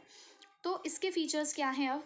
सबसे पहला तो वही सिस्टमेटाइज्ड बॉडी ऑफ नॉलेज है, क्योंकि यहाँ पर कॉज और इफेक्ट, अगर एक कारण है तो उस कारण का कुछ इफेक्ट निकल कर आ रहा है। ठीक है, इसके बारे में हम पढ़ चुके हैं, बहुत डिटेल में नहीं जा रही हूँ। Based on experimentation and observation, ये जो साइंटिफिक प्रिंसिपल्स है ना, ये रातों रात नहीं बने हैं। इनके ऊपर ऑब्जर्वेशंस हुआ है, लेबोरेटरी में टेस्टिंग हुई है, एक्सपेरिमेंट्स हुए हैं, तब जाके एक प्रिंसिपल इवॉल्व होता है। यूनिवर्सल एप्लीकेबिलिटी, आज इंडिया में जो प्रिंसिपल्स अप्लाई किए जाते हैं, अगर ग्रेविटेशनल फोर्स इंडिया में है तो अमेरिका में भी तो वही है ना। जो चीज़ यहाँ के बच्चों को पढ़ाई जा रही है साइंस में, वही चीज़ वहाँ भी तो पढ़ाई जा रही है। पढ़ाने का तरीका तो अलग है, लेकिन चीज़ तो वही है ना। जो लॉ यहाँ है वो लॉ वहाँ पर भी है साइंस का। तो यूनिवर्सल एप्लीकेबिलिटी है, हर जगह आप इसको देख सकते हैं, हर जगह इसको वैलिडिटी मिली हुई है। अब हमें ये देखना है कि ये यूएसपी क्या मैनेजमेंट में भी है। यस, साइंस की ये यूएसपी क्या मैनेजमेंट में भी है। यू का मतलब यूनिवर्सल वैलिडिटी, एस का मतलब सिस्टमेटाइज्ड बॉडी ऑफ नॉलेज, और पी का मतलब प्रिंसिपल्स बेस्ड ऑन एक्सपेरिमेंटेशंस। ठीक है, तो इस यूएसपी को चेक करते हैं साइंस की। सिस्टमेटाइज बॉडी ऑफ नॉलेज, देखो मैनेजमेंट भी एक सिस्टमेटाइज्ड ही है, क्योंकि इसकी भी अपनी थ्योरी, अपनी वोकैबलरी, अपने कॉन्सेप्ट्स हैं, अपने प्रिंसिपल्स हैं, जिनको एक पीरियड ऑफ टाइम में हमने इवॉल्व किया। देखो ये भी ऐसा नहीं है कि कुछ भी बोल दिया गया है मैनेजमेंट के अंदर। जो बातें यहाँ बताई जाती हैं ये कहीं ना कहीं एक्सपीरियंस की गई हैं तभी बताई जाती हैं। तो मैनेजमेंट के भी अपने कुछ टर्म्स हैं, अपने कुछ थियोरटिकल नॉलेजेस हैं। तो यस, मैनेजमेंट भी एक सिस्टमेटाइज है। यहाँ के प्रिंसिपल्स में भी कॉस्ट और इफेक्ट रिलेशनशिप हमने देखा है। दूसरा, it is based on experiments and observation. Yes, बिल्कुल सही कह रहे हैं आप। हमारा चैप्टर नंबर 2 के जो फ्योल्स के प्रिंसिपल हैं, जो टेलर के प्रिंसिपल्स हैं, उन लोगों ने भी रातों रात को ये प्रिंसिपल्स डेवलप नहीं किया कि उनको सपना है और सुबह उन्होंने प्रिंसिपल बना दिया। नहीं, उन लोगों ने भी अलग अलग बिजनेस सिचुएशंस के अंदर प्रिंसिपल्स को अप्लाई किया, ऑब्जर्व किया, एक्सपीरियंस किया, तब जाके वो इतने सारे प्रिंसिपल्स हमारे सामने आए। तो यहाँ पर हम कह सकते हैं कि यहाँ पर ये भी ऑब्जर्वेशन और एक्सपेरिमेंट्स पे बेस्ड है। बट मैं एक चीज़ यहाँ पर कहना चाहूँगी कि साइंटिफिक प्रिंसिपल्स जो होते हैं ना, उनका रिजल्ट हर जगह सेम होता है, लेकिन मैनेजमेंट प्रिंसिपल्स का जो आउटकम है वो अलग हो सकता है। क्यों? क्योंकि मैनेजमेंट प्रिंसिपल्स में हम लोग ह्यूमन बिहेवियर से डील करते हैं, और ह्यूमन बिहेवियर्स अलग अलग हो सकते हैं। तो इसके आउटकम्स को एक्यूरेटली प्रिडिक्ट करना, एक यूनिफॉर्मिटी लेकर आना पॉसिबल नहीं है। तो मैं ये नहीं कहूँगी कि ये वाला जो पॉइंट है वो पूरी तरीके से नहीं मेट करता, बट हाँ, फुल्ली प्रेजेंट नहीं है ये वाला फीचर इसके अंदर। ये वाली यूएसपी में ये जो पी है, ये थोड़ा सा फेल हो गया है यहाँ पर। यूनिवर्सल वैलिडिटी, देखो साइंस के प्रिंसिपल्स को वैलिडिटी इसलिए मिली हुई है क्योंकि वो हर जगह एक्सेप्टेड है और हर जगह सेम है। बट मैनेजमेंट प्रिंसिपल्स के अंदर अभी हमने पढ़ा कि ह्यूमन बिहेवियर पे डील करता है, आउटकम्स डिफरेंट होते हैं। तो एग्जैक्ट नहीं कह सकते हम इसको, इनके एप्लीकेशंस अलग अलग हो सकती हैं। तो यहाँ पर हम कहेंगे कि इट इज़ नॉट यूनिवर्सल, क्योंकि यहाँ पर हम अपने प्रिंसिपल्स को अपनी सिचुएशंस के अकॉर्डिंग मॉडिफाई कर देते हैं, जबकि आप साइंटिफिक प्रिंसिपल्स को आप मॉडिफाई नहीं कर सकते। तो ये वाला फीचर तो बिल्कुल भी पूरा नहीं होता है। तो यूएसपी पूरी नहीं हो पाई है मैनेजमेंट के अंदर। तो हम ये नहीं कहेंगे कि मैनेजमेंट साइंस नहीं है, बट हम ये कहेंगे कि नॉट सेम और एग्जैक्ट एज साइंस, बट हाँ, it is neither precise nor comprehensive as a pure science like physics और chemistry। मतलब मैं ये नहीं कहूँगी कि ये बिल्कुल एग्जैक्ट साइंस है। ये ना तो उससे बहुत ज़्यादा पास है, ना उससे बहुत ज़्यादा दूर है। हाँ, सॉफ्ट साइंस है ये एक तरीके से हमारी, ये हम कह सकते हैं। ठीक है, मतलब थियोरटिकली ये है। तो यहाँ तक आपको क्लियर हो गया। अब हम आ गए हैं थर्ड नेचर पे, मैनेजमेंट एज अ प्रोफेशन। और प्रोफेशन को हम कैसे चला सकते हैं, इसके लिए हमने यूज़ किया with ruler pencil eraser success is there. एक पेंसिल, एक रबड़ और एक स्केल, ये हमें सक्सेस दिलवा सकता है। यानी कि ये जो हमारी पढ़ाई की चीज़ें हैं, इस पढ़ाई को ढंग से कर कर हम सक्सेस हासिल कर सकते हैं। तो प्रोफेशन में ये चीज़ें बहुत ज़रूरी हैं। So with ruler, pencil, eraser, it is equals to success. ठीक है, तो W का मतलब है यहाँ पर well defined body of knowledge, R है रिस्ट्रिक्टेड एंट्री, P है प्रोफेशनल एसोसिएशन, E है एथिकल कोड ऑफ कंडक्ट, और S है हमारा सर्विस मोटिव। ठीक है, तो अब पहले प्रोफेशन को देख लेते हैं कि प्रोफेशन क्या होता है। देखो, प्रोफेशन एक तरीके का ऑक्यूपेशन है, काम है, व्यवसाय है, which is backed by an specialize knowledge. देखो, व्यवसाय तो बहुत सारे हो सकते हैं, लेकिन जब उस काम के पीछे आपकी एक नॉलेज सपोर्ट करे अगर उस चीज़ को, तो प्रोफेशन है। फॉर एग्जाम्पल, अगर मैं ये कहूँ कि मैं एक डॉक्टर हूँ, तो क्या आप मेरे इस कहने पे विश्वास कर लोगे कि मैं एक डॉक्टर हूँ? आप तुरंत ये चेक करोगे ना कि अगर आप एक डॉक्टर हो तो आपके पास डॉक्टर की डिग्री होनी चाहिए। आप एमबीबीएस आपने किया हुआ है या नहीं किया हुआ है, या जो अदर इनके अंदर डिग्रीज होती हैं, क्या आपने वो किया है या नहीं किया है, ये मैं चेक करूँगी। मैंने कहा मैं एक लॉयर हूँ, तो क्या आप मान लोगे क्या? बट मैंने अगर आपको अपनी एलएलबी की डिग्री दिखा दी तो आप मान जाएंगे कि हाँ, आप डॉक्टर हैं। यानी कि किसी भी प्रोफेशन में आने के लिए एक स्पेशलाइज्ड नॉलेज होनी ज़रूरी होती है उस फील्ड की, तो उसे ही हम कहते हैं प्रोफेशन। तो प्रोफेशन के लिए इसके फीचर्स को देखते हैं, किसके साथ? विद रूलर, पेंसिल, इरेजर, क्योंकि हमें चाहिए अपने प्रोफेशन में सक्सेस। तो पहला फीचर है यहाँ पर well defined body of knowledge. जितने भी प्रोफेशंस होते हैं वो वेल डिफाइंड है, क्योंकि यहाँ की जो पढ़ाई है वो इंस्टीट्यूशंस के थ्रू आप एक्वायर करते हो, इंस्ट्रक्शंस होती हैं यहाँ पे बहुत सारी। लाइक आपको पता है कि अगर आपको लॉयर बनना है तो पहले आप 12th पास करेंगे, उसके एक एंट्रेंस देंगे, फिर उनकी अपनी 3 साल की जो पढ़ाई होती है, एग्जाम्स होते हैं, वो क्लियर करेंगे, तब जाके आप उस चीज़ को हासिल कर पाएंगे। तो वेल डिफाइंड है सब कुछ, ठीक है। रिस्ट्रिक्टेड एंट्री, जितने भी प्रोफेशंस हैं वो रिस्ट्रिक्टेड है, may be through an examination, कि आपको एक एग्ज़ाम क्लियर करना होता है, या कुछ एजुकेशनल डिग्रीज के थ्रू हमने इसको रिस्ट्रिक्ट कर रखा है। तीसरा, प्रोफेशनल एसोसिएशन। जितने भी प्रोफेशंस हैं उनका एक एसोसिएशन है, यानी कि एक इंस्टीट्यूशन है जो उस प्रोफेशंस के rules, regulations, norms, code of conduct को डिवाइस करता है, जिसका मेंबर हमें बनना होता है, जो हमें मेंबरशिप नंबर देता है, मेंबरशिप सर्टिफिकेट देता है, हमें अलाउड करता है कि हम उस प्रोफेशन को कैरी ऑन कर सकते हैं। जैसे कि ICAI ये हमारा इंस्टीट्यूट है जो चार्टेड अकाउंटेंट्स बनाता है। बार काउंसिल ऑफ इंडिया, यहाँ से लॉयर्स निकलते हैं। तो अगर आप किसी भी प्रोफेशनल एसोसिएशन से जुड़े हुए हैं, किसी भी प्रोफेशन में अगर हैं, तो आप इस प्रोफेशनल एसोसिएशन के पार्ट है। जैसे कि स्कूल्स, सीबीएसई एफिलिएटेड स्कूल बोला जाता है ना, दैट मीन्स उसका प्रोफेशनल एसोसिएशन है वो। हम जितने भी रूल्स और रेगुलेशंस फॉलो करते हैं वो फिर हम उनके फॉलो करते हैं, हम उनके मेंबर बने हुए हैं, ठीक है। एथिकल कोड ऑफ कंडक्ट, हर प्रोफेशन का अपना एक कोड ऑफ कंडक्ट होता है। Code of conduct means how to behave in a profession, ethically या मॉरली व्हाट इज़ राइट और what is wrong in your profession. तो हर ऑर्गेनाइजेशन, हर प्रोफेशन के अंदर एक एथिकल कोड ऑफ कंडक्ट होता है जो सभी मेंबर्स के बिहेवियर को डिटरमाइन करता है। जैसे कि सभी डॉक्टर्स को एक ओथ दिलवाई जाती है जब भी वो अपने प्रोफेशन में एंटर करते हैं, क्योंकि उनके प्रोफेशन में उनकी फर्स्ट प्रायोरिटी उनके पेशेंट्स होते हैं। तो ये उनका एथिकल कोड ऑफ कंडक्ट है। सर्विस मोटिव, कोई भी प्रोफेशन ना सामान नहीं बेच रहा है, गुड्स नहीं बेच रहे हैं, ये सब आपको सर्विस दे रहे हैं, और अपनी सर्विसेज के बदले में ये आपसे फ़ी चार्ज करते हैं। जैसे कि एक लॉयर का काम होता है कि वो आपको जस्टिस दिलवाए, आप अपने क्लाइंट को जस्टिस दिलवाना एक लॉयर का काम है, कोई सामान बेचना किसी लॉयर का काम नहीं है। तो ये 5 हमारे फीचर्स हैं जो प्रोफेशन में होते हैं। अब इन्हें हम चेक करेंगे वन बाय वन कि क्या मैनेजमेंट में ये पाए जाते हैं। तो पहला, well defined body of knowledge. Profession की तरह मैनेजमेंट भी एक well defined body of knowledge है, सिस्टमैटिकली होता है यहाँ पर भी काम, क्योंकि यहाँ पर भी जो आप नॉलेज लेते हैं ना, इसकी वो कॉलेजेस या प्रोफेशनल इंस्टीट्यूट्स के थ्रू ही लेते हैं। बहुत सारे बुक्स और जर्नल्स बने हुए हैं मैनेजमेंट के ऊपर। तो यस, यहाँ पर भी हमें पता है कि अगर हमें एमबीए करना है तो उसके लिए पहले 12th पास करेंगे, बीबीए करेंगे, देन हम एमबीए परस्यू करेंगे। तो सब कुछ यहाँ पर भी पहले से ही डिसाइडेड है, सिस्टमैटिकली अरेंज्ड है। तो यस, वेल डिफाइंड है, तो this feature is present. Restricted entry, I think बहुत सारी यूनिवर्सिटीज़ वगैरह में तो रिस्ट्रिक्टेड है। एग्जामिनेशंस होते हैं, एजुकेशनल डिग्री भी आपको चाहिए होती है कुछ पर्टिकुलर। आजकल वैसे ही आपको पता है कि एंट्रेंस वगैरह स्टार्ट हो चुके हैं, लेकिन फिर भी कुछ इंस्टीट्यूशंस, कॉलेजेस ऐसे हैं जो विदाउट एनी रिस्ट्रिक्शंस भी आपको एंट्री दे देते हैं। तो मैं नहीं कहूँगी कि ये फीचर फुल्ली प्रेजेंट है।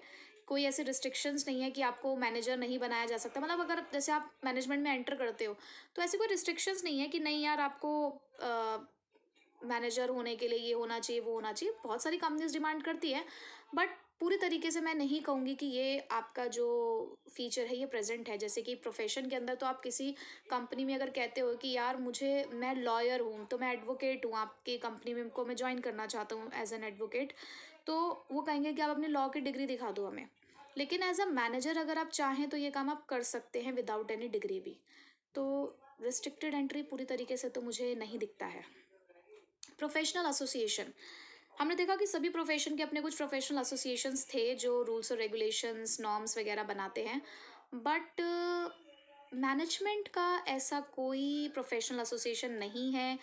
मैनेजर्स के ऊपर ऐसी कोई कंपल्शन नहीं है कि उन्हें किसी एसोसिएशन का मेंबर बनना होगा, तो ये तो प्रेजेंट नहीं है। एथिकल कोड ऑफ कंडक्ट, हाँ, ऑल इंडिया मैनेजमेंट एसोसिएशन जो है वो बनाता है कुछ code of conduct Indian managers के लिए, but legally they are not bounded with those codes वगैरह, मतलब कि उनको फॉलो करने हैं वो। तो ये फीचर भी मैं नहीं कहूँगी कि ऐसा प्रेजेंट है। सर्विस मोटिव, मैनेजमेंट हेल्प करते हैं ऑर्गेनाइजेशंस की, पर यहाँ पर वो गुड क्वालिटी प्रोडक्ट्स भी प्रोवाइड कराते हैं, सर्विसेज भी देते हैं रीजनेबल प्राइस पे, मतलब सर्विस भी है यहाँ पर, गुड्स भी है मैनेजमेंट के अंदर, तो ये फीचर भी पूरी तरीके से प्रेजेंट नहीं है। मोर ओवर जो मैनेजर्स हैं वो सैलरीड पीपल होते हैं, सैलरीज चार्ज करते हैं। हाँ, हालांकि आजकल लोग फीस की तरफ जा रहे हैं कि जो मैनेजमेंट कंसल्टेंट्स होते हैं वो फ़ी चार्ज करने लगे हैं, बट स्टिल अभी बहुत आगे बढ़ने की ज़रूरत है हमें इस फील्ड में। तो देखा हमने कि प्रोफेशन के कुछ बहुत सारे फीचर्स ऐसे थे जो यहाँ पर पूरी तरीके से मीट नहीं हुए। तो हम ये कहेंगे कि मैनेजमेंट एक प्रोफेशन की तरह है, but not a full fledged profession. अभी इसे प्रोफेशन बनने में थोड़ा सा समय लगेगा, ठीक है। तो तीनों नेचर्स में हमने देखा कि आर्ट तो पूरी तरीके से है, साइंस काफ़ी हद तक है, सॉफ्ट साइंस की जैसा है, और प्रोफेशन को अभी थोड़ा समय लगना है, तो फुल फ्लेज्ड प्रोफेशन बनने में भी मैनेजमेंट को टाइम लगेगा। लास्ट टॉपिक की तरफ चलते हैं, और I guess this is the important topic of this chapter, because बहुत बार कोऑर्डिनेशन का क्वेश्चन जो है एग्जाम्स में देखा गया है, तो इसको हम बिल्कुल नहीं छोड़ने वाले हैं, अच्छे से करके जाएंगे इसको, और ईजी भी है पता है। तो कोऑर्डिनेशन क्या है? कोऑर्डिनेशन वही है जो आपके और मेरे बीच में चल रहा है इस टाइम, कि मैं पढ़ा रही हूँ, आप मेरे साथ साथ पढ़ रहे हैं, दिस इज़ कोऑर्डिनेशन। तो कोऑर्डिनेशन का मतलब क्या होता है? कोऑर्डिनेशन के अंदर मैं कुछ 3 वर्ड्स यहाँ पर बोलने वाली हूँ, हार्मोनाइजेस, सिंक्रोनाइजेस, यूनिफाइज। हार्मोनाइज का मतलब क्या होता है? हार्मोनाइज का मतलब होता है मिलजुल कर रहना। सिंक्रोनाइज का मतलब होता है किसी काम को ऑर्डरली वे में करना। यूनिफाइज का मतलब होता है चीज़ों में यूनिटी लेकर आना, मतलब एकता लेकर आना, एक्शंस में यूनिटी लेकर आना। तो कोऑर्डिनेशन इन तीनों को लेकर चलता है। कोऑर्डिनेशन इंडिविजुअल एफर्ट्स को मिलाता है, ऑर्डर में अरेंज करता है, और उनमें यूनिटी लेकर आता है, ताकि जो बिजनेस ऑब्जेक्टिव्स हैं वो पूरे हो सके। और कोऑर्डिनेशन को ना उस धागे से कंपेयर किया गया कि जैसे एक होती है ना माला, फूलों की माला, फूलों की माला का जो धागा होता है, या कह सकते हो कि एक मोतियों की ही क्यों ना माला हो, तो अगर वो धागा टूट जाता है तो सारे मोती बिखर जाएंगे, सारे फूल बिखर जाएंगे। इसी तरीके से अगर हमें मैनेजमेंट फंक्शंस में कोऑर्डिनेशन नहीं दिखा, तो वो जो फंक्शंस हैं वो बिखर जाएंगे और हमारा ऑब्जेक्टिव अचीव नहीं हो पाएगा, ठीक है। तो इसको बोला कि it is just like a thread in a garden that binds all other functions, यानी कि ये एक उस धागे की तरह है जो इन सभी मोतियों को, सभी मालाओं को पिरो कर चल रहा है और एक साथ लेकर चल रहा है। ये एक बाइंडिंग फोर्स है। बाइंडिंग फोर्स मतलब बांध कर रख रहा है।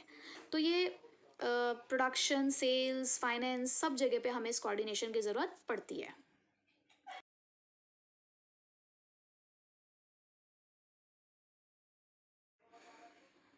अब characteristics, feature, nature of coordination क्या है, इसके लिए हम करेंगे सी प्राइड, कोऑर्डिनेशन प्राइड। तो C stands for continuous process, P है हमारा परवेसिव फंक्शन, आर है हमारा यहाँ पर responsibility of all the managers, I है इंटीग्रेट्स ग्रुप एफर्ट, डी है हमारे पास यहाँ पे डेलिबरेट फंक्शन, और ई है इंश्योर्स यूनिटी ऑफ एक्शन। तो कोऑर्डिनेशन वही ग्रुप एफर्ट्स को इंटीग्रेट करता है। देखो ये ग्रुप एफर्ट्स वाला पॉइंट हमने हर जगह पढ़ा है, मैनेजमेंट के फीचर्स में पढ़ लिया, मैनेजमेंट की इंपॉर्टेंस में पढ़ लिया, और कोऑर्डिनेशन में भी पढ़ लिया। तो यहाँ पर है कि जो कोऑर्डिनेशन है वो ग्रुप एफर्ट्स को एक साथ लेकर आते हैं। हम कोऑर्डिनेशन क्यों चाह रहे हैं? अलग अलग लोग इधर उधर भटक रहे हैं, हमें उनको एक साथ ही तो लेकर आना है। सब अपने अपना अपना अपना ऑब्जेक्टिव पूरा करने के बारे में सोच रहे हैं, लेकिन हमें क्या करना है, हमें उन सबको एक साथ लेकर आना है और ओवरऑल ऑर्गेनाइजेशनल ऑब्जेक्टिव जो है वो पूरा करना है। जैसे कि आप सबका अपना अलग अलग ऑब्जेक्टिव है इस टाइम पे, कोई 80+ सोच रहा है, कोई 90+ सोच रहा है, कोई जस्ट पास होने के लिए दुआ मांग रहा है। तो और मैं चाह रही हूँ कि आप सब अच्छे नंबर से पास हो। तो हम सभी का टारगेट एक ही है, लेकिन हम अलग अलग डायरेक्शन में चल रहे हैं सब। तो हम सबको एक साथ आना है, कॉमन फोकस करना है ग्रुप एफर्ट्स की तरफ, ताकि जो हमारे प्लान हमने किया है, जो प्लानिंग है हमारी, उसके अकॉर्डिंग हमारा टास्क अचीव हो जाए। यूनिटी ऑफ एक्शन, हमें यूनिटी लानी है, एकता लानी है, बाइंडिंग फोर्स, आपको बांधे रखना है। बहुत सारे अलग अलग डिपार्टमेंट्स होते हैं ऑर्गेनाइजेशंस के अंदर, सब अपना अपना काम कर रहे होते हैं, तो हमें उनको एक साथ बांधना है। भाई सेल्स वाला प्रोडक्शन के साथ, मार्केटिंग के साथ, फाइनेंस के साथ, इन सभी को आपस में मिलकर चलना है। तो इनके एक्शंस में यूनिटी होनी चाहिए कि इमिडिएटली परचेज डिपार्टमेंट सामान खरीद के लेकर आए, फाइनेंस उसे पैसे दे दे, वो प्रोडक्शन डिपार्टमेंट को रॉ मटेरियल दे, रॉ मटेरियल बनने के बाद जो सामान तैयार होगा उसको सेल्स डिपार्टमेंट, मार्केटिंग डिपार्टमेंट के साथ डील वील करके उसको बेच कर आए। तो सबको एक साथ लेकर चलना है, ठीक है। तो कोऑर्डिनेशन यूनिटी लाता है इन सभी के बीच में, कंटिन्यूस है। कोई एक बार हमें कोऑर्डिनेशन की ज़रूरत नहीं है, हमें हर बार कोऑर्डिनेशन की ज़रूरत है।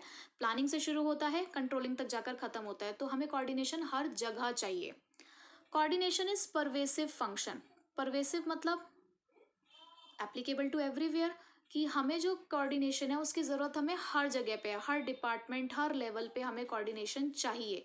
चाहे वो एक प्रोडक्शन डिपार्टमेंट हो, जो सेल्स डिपार्टमेंट हो, हमें कोऑर्डिनेशन की ज़रूरत हर जगह पर है। टॉप लेवल पे, मिडिल लेवल पे, लोअर लेवल पे, सब जगह हमें कोऑर्डिनेशन चाहिए। बिना आपसदारी के, बिना आपसी सहमति के हम ऑर्गेनाइजेशन में काम नहीं कर सकते हैं। Coordination is a responsibility of all the managers, और ये सिर्फ किसी एक की रिस्पॉन्सिबिलिटी नहीं है, सिर्फ मेरी रिस्पॉन्सिबिलिटी नहीं है कि मैं टाइम से काम करूँ, आपकी भी रिस्पॉन्सिबिलिटी है कि आप भी उस टाइम पे अवेलेबल हों और उस काम को करें। तो हर किसी की रिस्पॉन्सिबिलिटी है कोऑर्डिनेशन। जैसे कि टॉप लेवल कोऑर्डिनेट करता है अपने सबऑर्डिनेट्स के साथ, ताकि वो ओवरऑल पॉलिसीज़ को देख सके कि वो पूरी हो रही हैं या नहीं।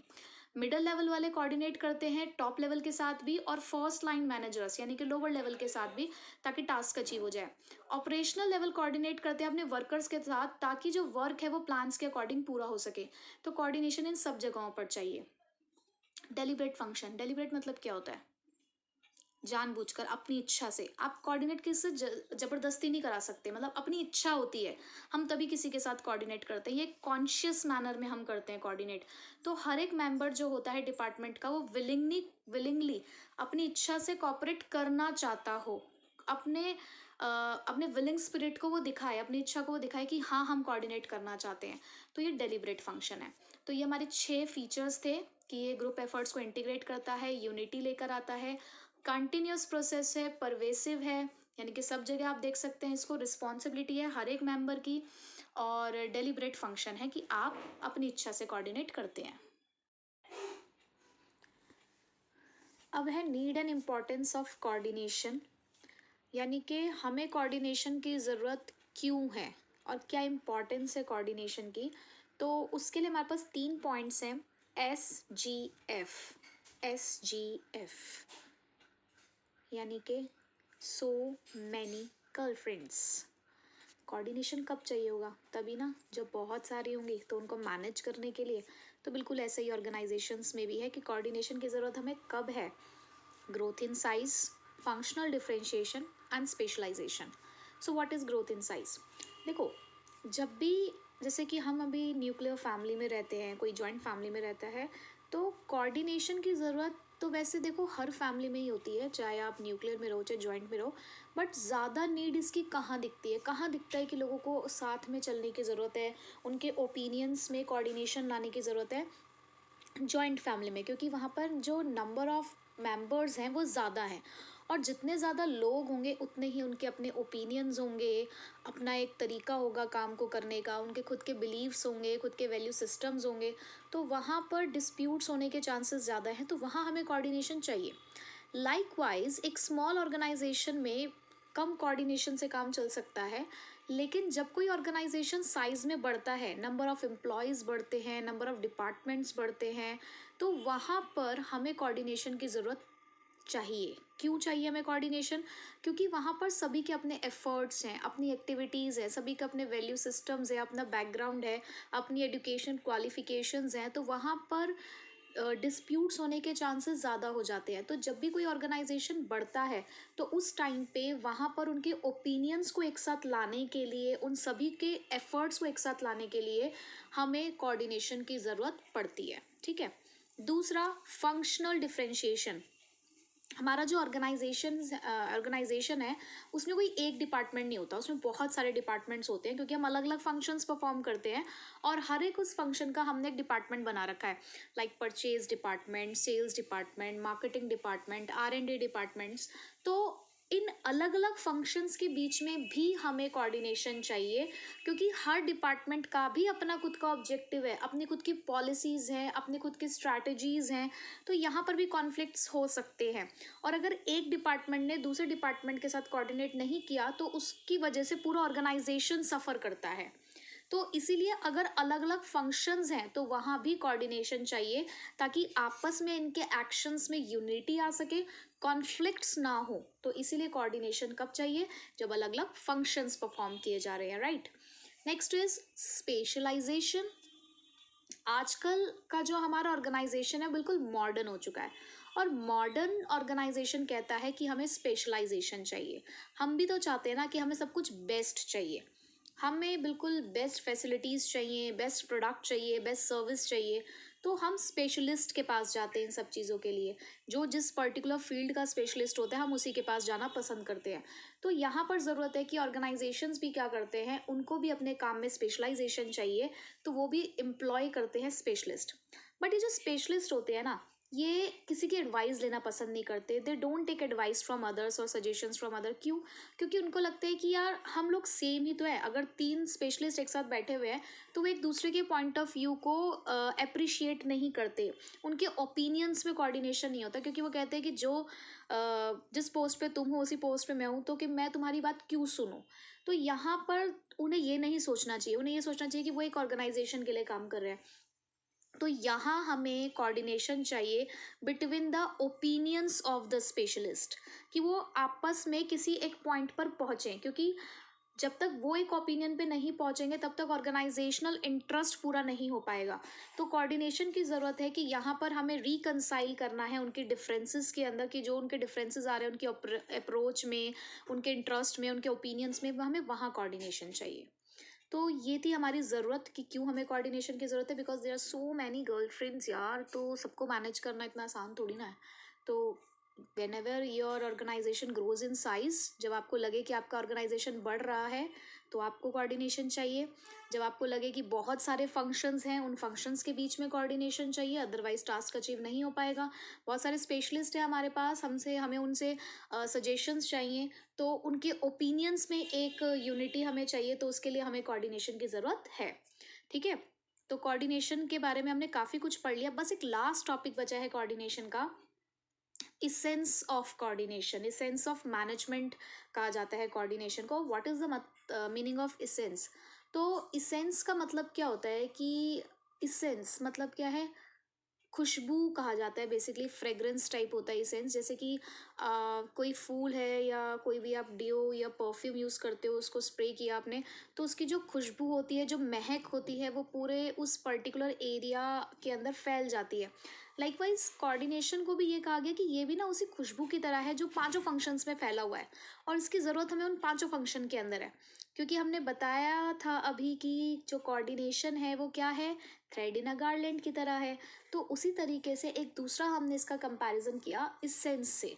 तो कैसे है ये इसेंस? जैसे कि प्लानिंग में इसेंस कहाँ है इसका, कि प्लानिंग के अंदर हमें कोऑर्डिनेशन चाहिए, कि जो हमारे पॉलिसीज रूल बनाए गए हैं या प्रोसीजर्स हैं या मास्टर प्लान है, उसका कोऑर्डिनेशन होना चाहिए डिपार्टमेंटल प्लान से। आपने जो डिपार्टमेंट्स के ऑब्जेक्टिव सेट किए होंगे उसी के अकॉर्डिंग ऑर्गेनाइजेशनल ऑब्जेक्टिव होना चाहिए, यानी कि उनके बीच में कोऑर्डिनेशन होना चाहिए। ऐसे नहीं कि डिपार्टमेंटल ऑब्जेक्टिव कुछ है और ऑर्गेनाइजेशन ऑब्जेक्टिव कुछ और है, उनके बीच में भी एक यूनिटी होनी चाहिए। ऑर्गेनाइजिंग ऑर्गेनाइजिंग में हमें कोऑर्डिनेशन कहाँ चाहिए? Between the work assigned and the resources allocated. क्या काम सौंपा है और रिसोर्सेज किस चीज़ के लिए दिए हैं, तो दोनों के बीच में कोऑर्डिनेशन होना चाहिए। स्टाफिंग में skills of a worker and job assign to them. किसी के स्किल्स मार्केटिंग के हैं तो उसे मार्केटिंग की जॉब ही मिलनी चाहिए, सेल्स की जॉब नहीं मिलनी चाहिए। डायरेक्टिंग में कोऑर्डिनेशन चाहिए सुपीरियर और सबऑर्डिनेट्स के बीच में। एक सुपीरियर सबऑर्डिनेट दोनों को भी तो कोऑर्डिनेट करने की ज़रूरत है, तो उनके बीच में चाहिए। कंट्रोलिंग में एक्चुअल परफॉर्मेंस और स्टैंडर्ड परफॉर्मेंस के बीच में, क्योंकि अगर इसमें कोऑर्डिनेशन नहीं होता तो डेविएशंस आ जाते हैं। तो कहीं ना कहीं हर एक फंक्शन के अंदर कोऑर्डिनेशन मौजूद है, तो इसीलिए बोला गया it is the essence of management. तो ये एक महक की तरह पूरी तरीके से पांचों फंक्शंस के अंदर बिल्कुल प्रेजेंट रहता है। ठीक है, तो इसी के साथ हमारा चैप्टर नंबर 1 भी कंप्लीट हुआ और हिप हिप हुर्रे, हमारा 15 डेज मैराथन ख़त्म होता है। Congratulations to everyone. और आई होप कि आप लोगों ने भी मेरे साथ ये पूरा 15 डेज़ का मैराथन फॉलो किया होगा और अपनी तैयारी यहाँ तक की कर ली होगी। लेकिन तैयारी अभी और भी बाकी है। अभी सिर्फ हमने सब कुछ समझ लिया है, अब हमें उसे अपने आप को इस तरीके से प्रिपेयर करना है कि इन सभी चीज़ों को हम ऑन पेपर उतार पाएँ। दिमाग में आ चुका है सब कुछ, अब ऑन पेपर की तैयारी करनी है। तो उसके लिए कल से देखते हैं कि क्या होता है, और आप अपनी तैयारी जारी रखिए। मिलते हैं कल।